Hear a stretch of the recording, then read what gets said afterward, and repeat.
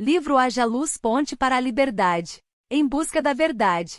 Todos deverão ler estes ensinamentos. Trabalho apresentado e oferecido amorosamente por Thomas Prince, Moria. Se inscreva no canal, clica no sininho, dá o joinha e deixa seu comentário. Se você quiser obter o PDF com os decretos e afirmações, entre no link da descrição do vídeo para fazer parte do grupo. Olá, meus amores, lindos e maravilhosos, tudo bem com vocês? Eu escolho encontrar você maravilhosamente bem em mais esse dia, dando continuidade aos nossos estudos do livro Haja Luz, Ponte para a Liberdade, de Mestre Moria. Bate-papo muito interessante, muito bacana aqui. E aí, você está fazendo lá as meditações, está fazendo as afirmações, está fazendo lá o fogo violeta? E me conta, me chama no PV para você me dizer como que você está se sentindo. Como que você está se sentindo esses dias fazendo a nossa... toda essa mudança na sua vida, esse trâmite diferente, uma maneira diferente de amanhecer o dia, começar fazendo um mantra, né? Fazendo as afirmações, o fogo violeta. Como que tem sido para você? Me conte! Então bora lá. Dando continuidade à nossa leitura, almas prisioneiras na Terra. Existem almas que continuam sendo almas prisioneiras da Terra. Vós já ouvistes falar sobre isso na literatura ocultista. São indivíduos com muito amor ou muito ódio das pessoas ou das coisas da Terra. Defendem-se contra a morte, mesmo que já tenham atravessado o reino da morte. Ainda assim, não querem admitir a realidade de não mais pertencer ao reino exterior.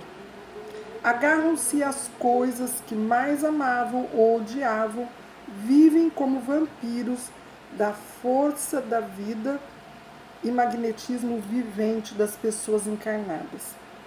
Destas almas, muitas já foram libertadas pela força dos apelos dos discípulos e retiradas da atmosfera da Terra contra sua vontade. Qual a razão ou por que alguns indivíduos permanecem milhares de anos no plano astral da criação dos humanos? Foi por rebeldia, por não quererem atender ao chamado do conselho kármico. Este é um passo voluntário. Até o momento da sua apresentação perante o conselho, todos lá deverão comparecer quando transitarem pela morte. Aquelas almas não aceitaram as penitências que lhes foram distribuídas para, ao menos, redimirem uma parte dos seus destroçados karmas. Não quiseram voluntariamente apresentar-se nas esferas indicadas pelo conselho kármico e lá permanecer até que houvesse aprendido suas lições. Enquanto isso não for realizado, elas não poderão receber novamente um corpo físico. E a liberdade só pode ser alcançada por aqueles que, em vida, souberem ser mestres de seu corpo físico. Bem interessante isso, né? Aprisionados da Terra, né? Almas prisioneiras da Terra. Então, eu li um livro há muitos anos atrás, eu acredito que há mais de 25 anos ou mais do que isso, do Chico Xavier. E eu não lembro o nome, se era Mensageiros da Luz, uma coisa assim. Eu não me recordo o nome agora. Mas eu lembro que no livro, André Luiz, naquela fase que ele foi permitido a ele vir visitar a família aqui no plano Terra, os seres de luz que o acompanhavam deram um passeio com ele em alguns lugares. para ele entender o processo reencarnatório, todo esse trâmite que nós estamos passando aqui, de conhecer o processo do desencarne, o processo da estabilização lá no plano espiritual, o processo do reencarne, tudo isso foi mostrado ao André Luiz lá no livro, né? E aí, os seres de luz que estavam acompanhando ele, levaram ele para como que chama esses lugares que tem...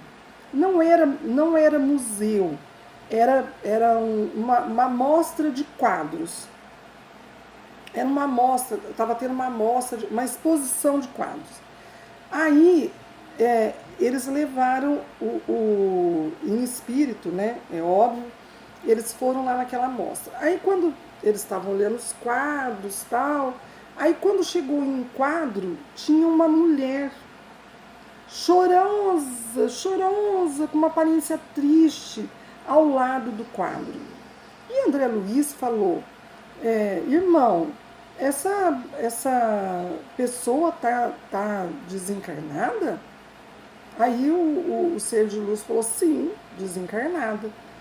Mas por que ela está chorando do lado do quadro assim? Aí o ser de luz contou para ele, falou, então, essa pessoa, falou o nome da pessoa, né, tal, ela foi namorada, eu não me recordo se era Dom Pedro I, Dom Pedro II, ou se era Napoleão Bonaparte, eu não sei, é um desses seres históricos que estiveram no Brasil, moraram no Brasil, né? Tiveram uma passagem aqui, ficaram algum tempo aqui no Brasil. E esses dois se apaixonaram, mas só que ela era de família simples, não era da realeza. Ela era do povo, de família simples. E ele se apaixonou por ela e ela por ele. Tiveram um grande romance. E aí chegou uma certa altura da vida dele, a família chamou ele de volta para o reino dele, fora do Brasil. Eu não me lembro se era Portugal, se era França, mas era um país, né, um outro país que não era o Brasil, para ele se casar, que já estava no momento dele se casar. Ele já tinha uma prometida lá no país dele. Ai, que tristeza, gente. Ai, dói no coração da gente saber que a gente passou por isso, não podia escolher, né, o que a gente queria. E aí a família dele falou, você tem que voltar e agora se casar, constituir família, que daqui a pouco você vai tomar conta do reinado aqui, né, do nosso país. Aí ele conversou com a moça, falou, olha, eu tenho que voltar, eu sou apaixonado por você, você é por mim, mas eu tenho que cumprir essa obrigação. Mas eu vou chegar lá e eu vou falar para minha família que eu não quero casar com essa pessoa. Eu quero me casar com você. Eu quero você porque eu amo você. Então eu vou deixar esse quadro aqui para você. Eu vou dar esse quadro para você em prova do meu amor e falando para você que eu vou voltar. Eu vou voltar e vou vir te buscar para você ir embora comigo. A gente vai ficar junto. E assim ele fez, foi embora para o país dele, mas chegou lá, a família dele o convenceu que ele tinha que casar com a pessoa. Existe muitas coisas em jogo, né? Terras, tesouros, reinados, né? E tudo isso foi colocado na visão dele, se você não casar com tal fulano, nosso reinado não vai prosperar, nós não vamos ganhar aquelas terras, aquelas coisas que... Né? E aí, ele, com certeza, ele falou, nossa, eu vou ter que abdicar do meu amor para eu poder ajudar minha família, porque como que eu vou tirar todos esses bens das mãos da minha família, né? E ainda posso... ter uma guerra, né? Provocar uma guerra. O pai da noiva lá pode achar ruim de eu não ter assumido o compromisso da minha família e criar uma situação difícil, pode ter que se criar uma guerra. E aí ele não voltou. Ele não voltou. E ela morreu esperando ele voltar, morreu de tristeza, ficou muito triste. E aí ela era uma dessas almas prisioneiras pelo amor, né? Aqui, ó, muito amor e muito ódio, né? ou muito amor ou muito ódio. Então ela fazia milhares de anos que ela já estava aprisionada naquele, muitos anos, né? Aprisionada naquele quadro, né? Muito tempo, né? Aprisionada naquele quadro. Então, realmente, quando eu li essa passagem do livro aqui, eu me lembrei do livro que eu li de Chico Xavier, né, onde tinha essa passagem, realmente isso acontece, né? Antigamente, a gente tinha mais apego nas coisas, né? Hoje, eu ainda vejo pessoas muito apegadas, mas eu acredito que seja menos do que na minha época. Na minha época, a gente tinha muito isso ainda, né?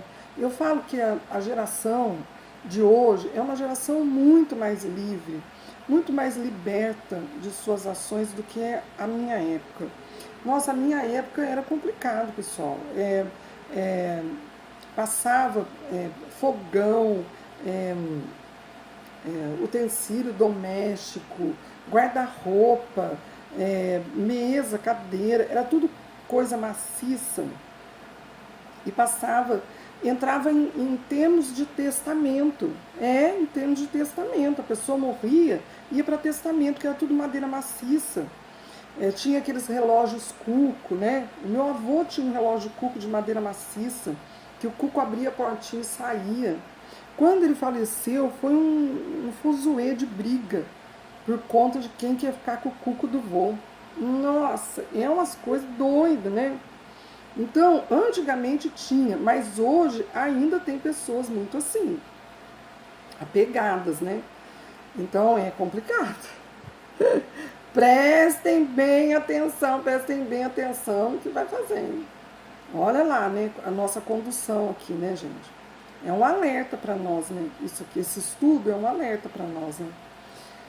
Mensageiro kármico. Os mensageiros do conselho kármico são seres de aparência deslumbrante. Usam trajes cor de púrpura, da mesma cor usada pelos antigos imperadores, semelhantes às cores de traje usado pelos mestres ascensionados, Saint-Germain. Na altura do busto, ostentam a balança da justiça em perfeito equilíbrio. Trazem coroas cétuplas, 7 pontas, e carregam rolos de escritura com fitas cor de púrpura. Essas escrituras contêm os convites para as almas se apresentarem no conselho kármico. Cada alma que abandonou o corpo, cedo ou tarde, encontra em seus caminhos esses mensageiros, de acordo com a sua livre vontade. Cada rolo de escritura significa uma oportunidade ao indivíduo para receber a sentença a um período de penitência. A sentença e um período de penitência, como possibilidade para compreender a lei da vida. O livre-arbítrio é o mandamento do momento atual. Os indivíduos podem penetrar a cada hora no templo dos reinos internos ou abster-se, como desejarem, assim como as pessoas na Terra vão à igreja ou somente na época de Natal ou na Páscoa. Quanto mais aprende e serve nos templos dos reinos interiores, tanto mais rapidamente se libertam de seus karmas destroçados e podem penetrar em reinos mais elevados. Dessa forma, asseguram uma vida terrena em melhores condições quando chegar a vez da sua nova reencarnação na Terra. Legal, né, pessoal? Então, vocês veem que a luz, ela não nos obriga a nada. Mesmo a gente tendo o nosso tempo de passagem aqui no plano Terra, o plano da luz, ele não nos obriga a nada. A escuridão nos obriga. Ela vai nos pressionando, né? Trazendo como se fosse uma artimanha muito bem articulada, o plano, o obscuro, né? Mas o plano da luz, não. O plano da luz é amor. Ele vai emanando amor, emanando amor, emanando amor, né?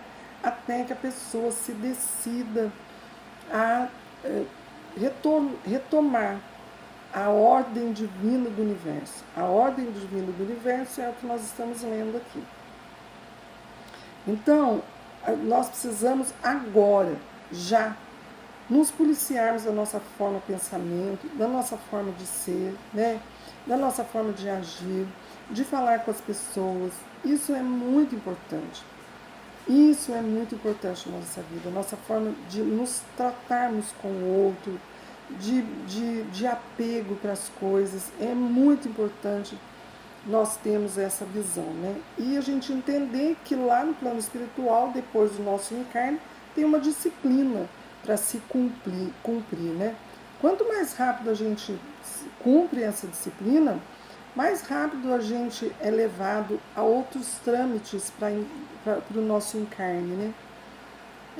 Que pode ser nessa dimensão mesmo, pode ser em dimensões superiores, que pode ser a gente voltar para a nossa mônada, e aí já é uma outra etapa.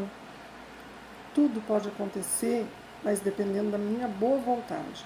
Ninguém me obriga a fazer nada lá. Sou eu, meu coração, que comanda tudo. Muito lindo, né, meus amores? Beijo no seu coração, até já.